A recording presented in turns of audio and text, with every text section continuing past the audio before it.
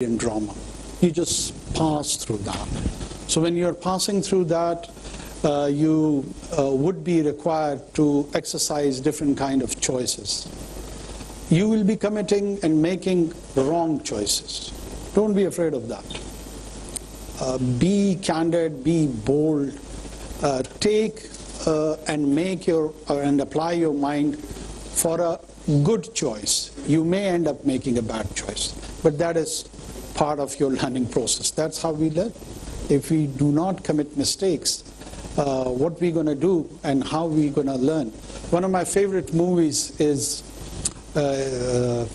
I'm forgetting the name of the movie, but I remember the character Al Pacino, where he goes to New York, and in the last scene, he plans to commit suicide, and there is a college boy which he takes along, scent of a woman.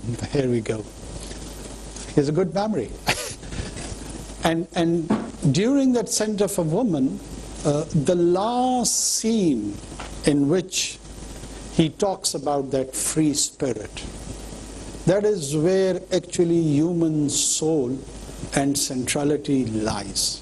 Any religion, any secular philosophy, any social outlook is for and should be for the exploration of that human inner.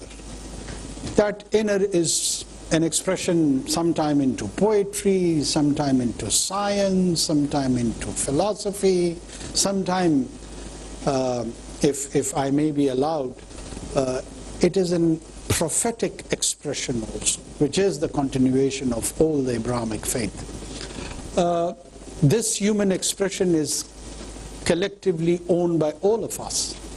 Though we do categorize it in terms of nouns and identity and start owning it like a geographical plot. And that's the way we are. We humans probably are being programmed that way. We have that sense of ownership. I am Pashtun, Kakar, Awab, Sardar, Pakistani, so on and so forth. Revolving around this identity question, we do translate so many things. But here, what is this place? I was so impressed when I just had a brief interaction with the faculty and the rest of your management. For the first time, I realized that there is a place in Pakistan which is actually contributing towards creating knowledge. And this is the desired goal. This is the stated goal. I will just cut down and would try to allot more time for the interaction because I believe that you all would be just carrying some fiery and challenging questions and would be just waiting that let him finish and then he'll know what he has to go through. So let's come to that stage. We'll just conclude on one of that Quranic story.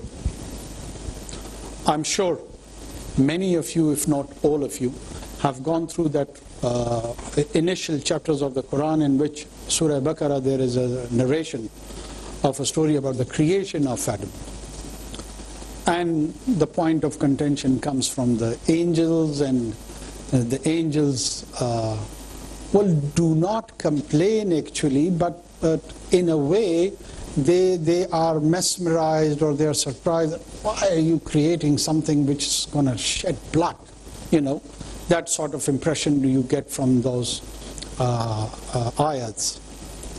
And the reply of God is so interesting, so deep, which has plethora of nuances in that for anyone who has sign of intellect. And he tells them that you do not know what I know, and asks Adam, can you narrate their names? And according to the story goes on, and then he starts telling the names of the things. So like he's putting nouns, he's thinking, he's conceptualizing.